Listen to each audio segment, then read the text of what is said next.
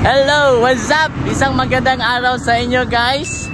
So, welcome to my channel again. So, nandito kami sa Ubay ngayon. So, mamamasyal kami kasama yung mga kapatid ko, yuta ng kapatid ko, asawa ng kapatid ko. Yan, mamagin ako sa inyo yung video mamaya yung saan kami mamamasyal. So, nandito kami sa Ubay, stock farm, malapit. So, makikita nyo po yung my dairy dito. Pakita ko sa inyo guys. Yan, sa Ubay po yan, yung milk. So, yan sila guys, kasama namin. So, okay, see you later guys!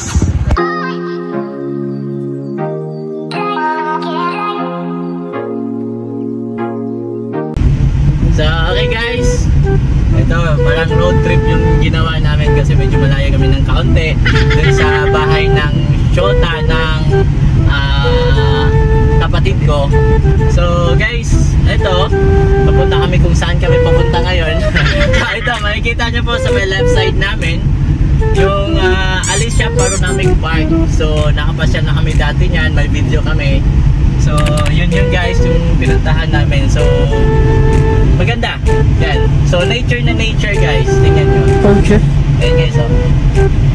So sobrang hirap kasi first time din namin na ganun kalayo yung nilalakad namin. So siguro nasa mga 5 hours almost yun na umikot kami dun sa bundok sa Alicia Paronamic Park.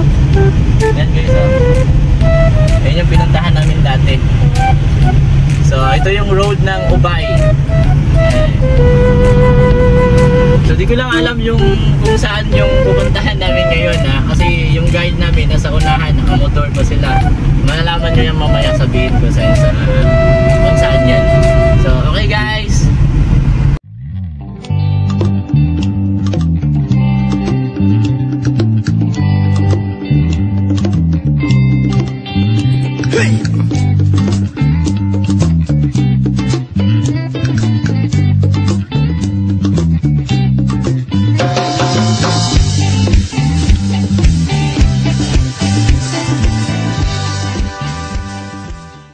A few moments later.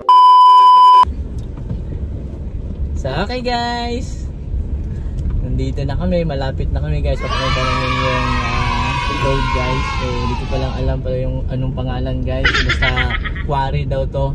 Maganda siya tingnan. Okay. Parang lake na din yung quarry.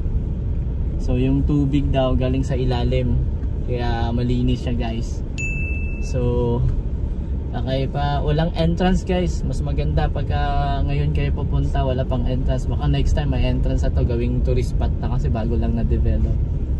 So papakita namin yung daan tsaka yung gate, papasok na kami guys. So yun yung gate guys. And so yung mga kasama namin yung guide, dyan na yung guide, yan yung guide. Yung guide guys.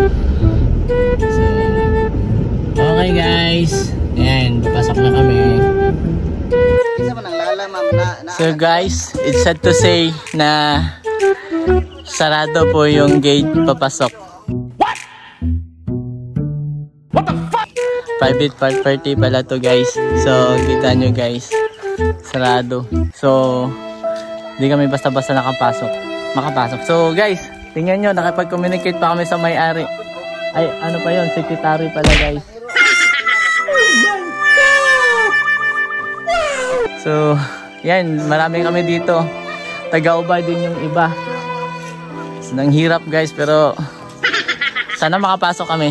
Kasi medyo malayo yung gahe namin. Yan na, private property to guys. May nakalagay dito na no trespassing. So, marami kami dito. Nag-antay din sila guys. Yan. One eternity later. So, nagpapasalamat kami sa may-ari or sa sekretary na pinapasok kami kahit sarado. So, may counting bukas dito. Dito na kami papasok guys. So, tingnan nyo. Pasok kami dito. Parang aso lang.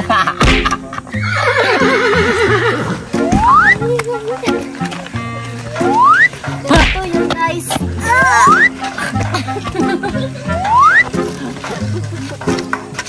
Pasok. Buti nga, mabait yung may-ari guys. Ay, manasabit pa. Oh, pasok na kayo guys.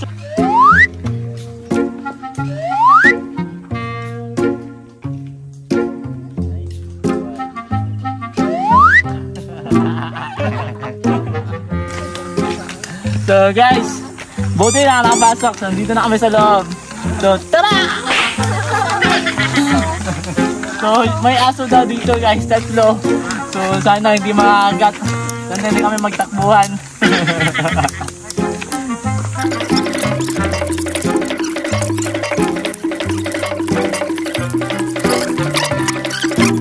Okay yung view guys. So ito guys, nandito na ako ngayon sa gustong puntahan namin dito. So ito, bago lang po ito na-discover. So yung nagiging lake siya guys. So isang quarry pala to. At yun, lumabas yung tubig galing sa ilalim. So yun guys, so maganda mag-picture dito. Yan, so kung sino yung gusto mag-picture, picture na kayo. So okay. So okay guys.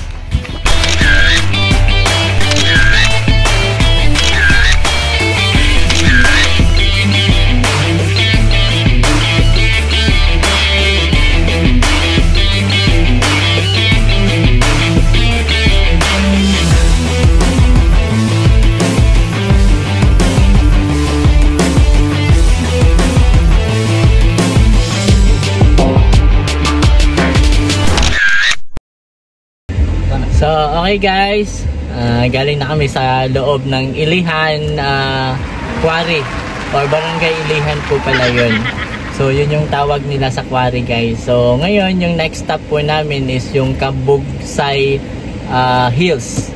So parang lake din po siya guys, so makikita nyo po mamaya. So okay guys, see you!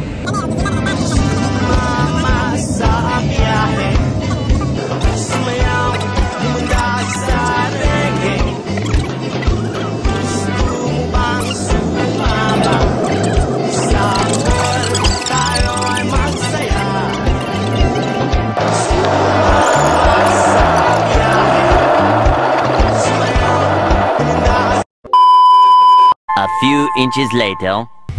So okay guys, nandito na kami sa sikat stop po namin na pinupuntahan dito sa May Ubay.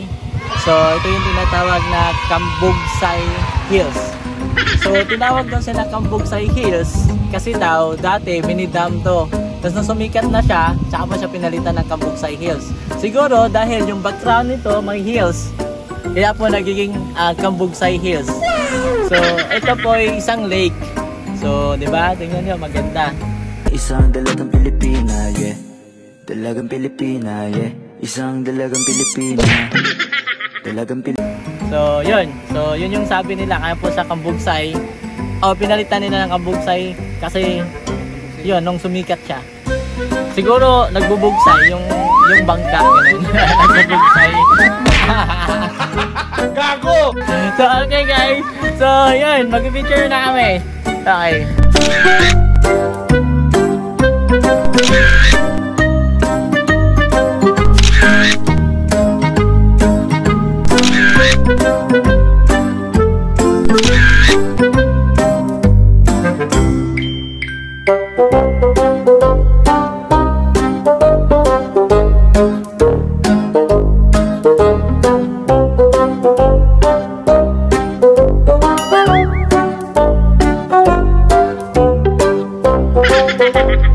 Putang ina mo, ginagawa mo.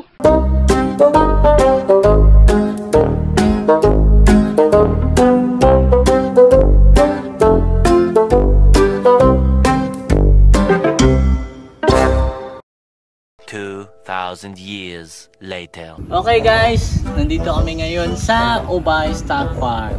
So yan, so nakikita nyo guys. So sino yung gusto mong pumunta dito at mamasyal. So yun guys, maganda guys. So kasama na yung tour na puntahan nyo yung parang small New Zealand. Okay. So yun guys.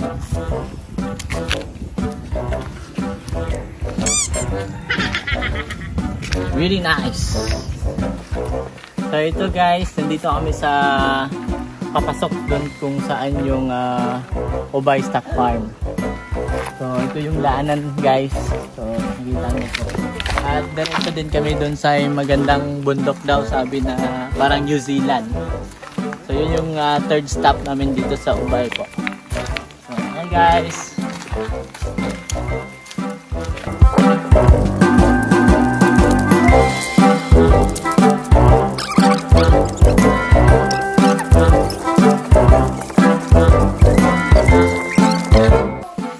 So ito guys, may makikita kayong baka. So yun yung kaya po nagiging farm siya or stock farm. Kasi ito yung pinagpupunan ng gatas. Yan. So makikita nyo yung mga baka guys. Yan.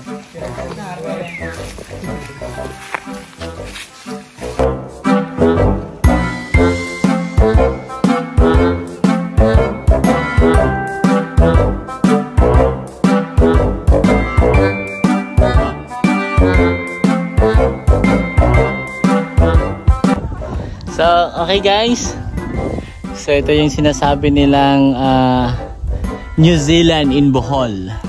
So, yan guys. Sikot ko na yung camera para makikita nyo.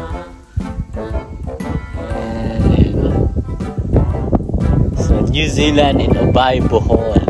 So, hindi pa yun dito sa totoo lang. Malayo pa. Mayroon pa kami nalakayin. Nandun sila sa taas. So, ito malayo pa guys. May napakita ko lang yung starting pa. Ito na yung makikita.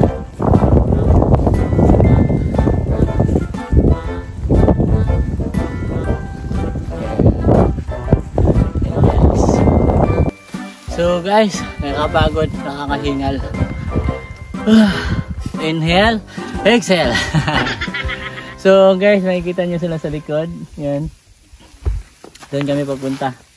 Yung may maliit na kubo doon sa unahan. Yan.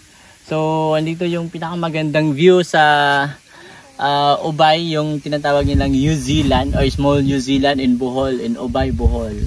So, doon yung pinakamagandang view, kaya doon kami papahinga.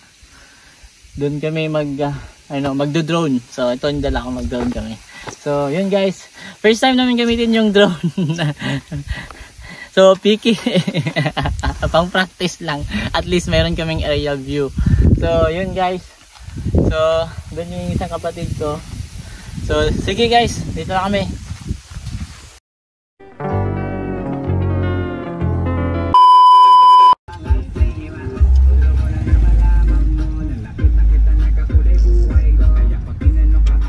Okay guys.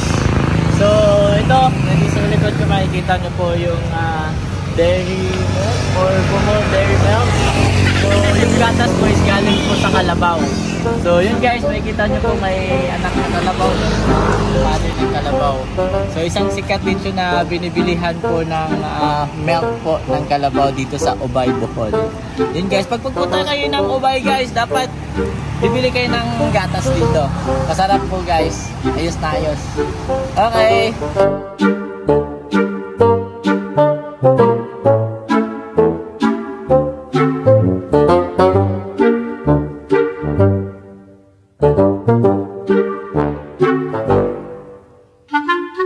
Tara, pasok tayo guys. Para makita niyo po yung bita dito sa loob.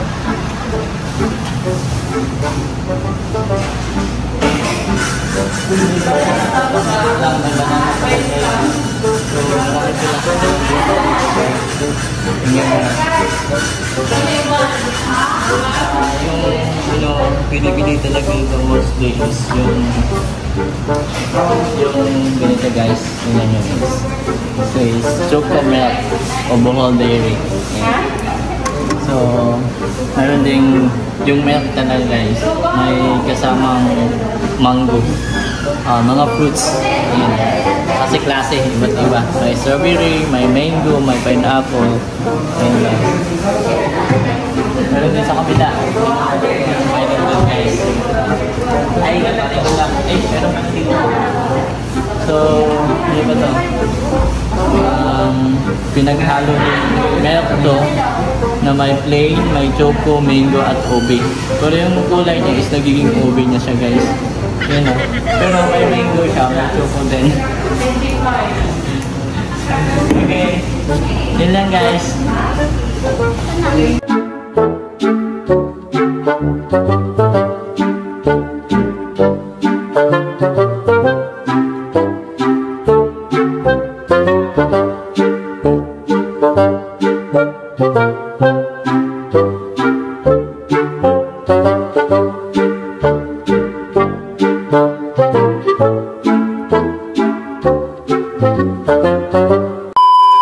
Okay guys, thank you and please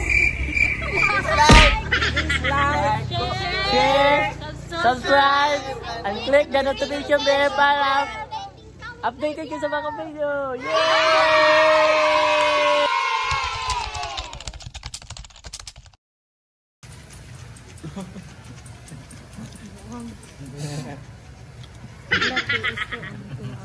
Kahit kamu